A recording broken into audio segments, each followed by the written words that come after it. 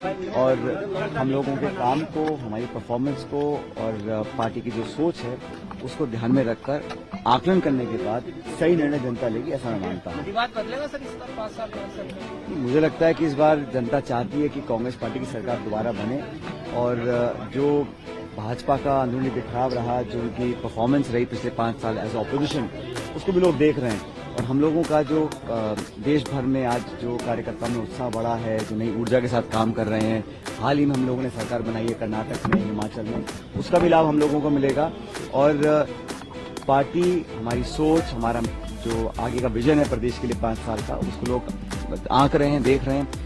Bharatiya Janata party ने 5 साल यहाँ विपक्ष की भूमिका निभाने में नाकाम रहे हैं, इसलिए मुझे पूरा विश्वास है कि भारी बहुमत के साथ हम लोग यहाँ सरकार बना पाएंगे। सर, इस बार सीएम मोदी खुद जनसभा करने के लिए उतरे थे, क्या असर देखने को मिला?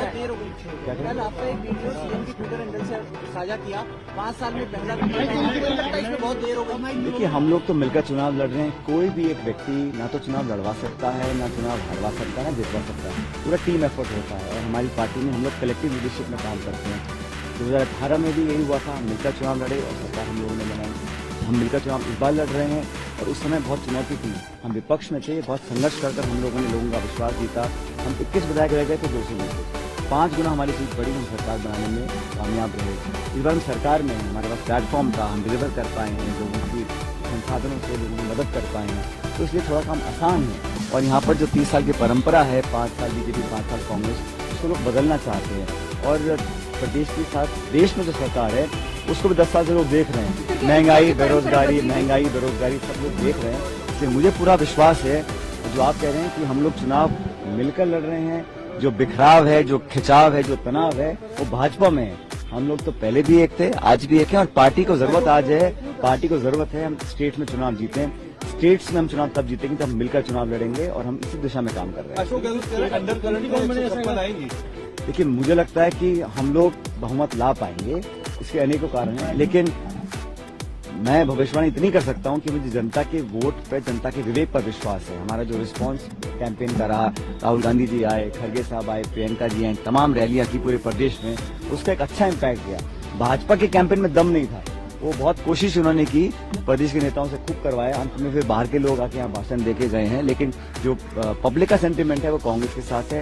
रिस्पांस हमको मिला वो बहुत पॉजिटिव है, और हम लोग पिछली बार से ज्यादा बहुमत ला सकते हैं, ऐसा मैं मानता हूँ। प्रधानमंत्री ने आपका नाम लेकर भी कई बार कहा, और खासकर कई सभाएं प्रधानमंत्री ने। मुझे खुशी होती है अगर केंद्र के जो नेता है भाजपा के, यहाँ पे आके अपनी रिपोर्ट कार्ड पेश करते हैं कि उन्होंने कितना 10 साल में काम किया, राजस्थान प्रदेश को क्या विशेष परियोजनाएं दी हैं, राजस्थान को स्पेशल स्टेट का स्टेटस दिया है, इन्वेस्ट किया है, हमारे अधिकार का पैसा भी तक नहीं मिला है।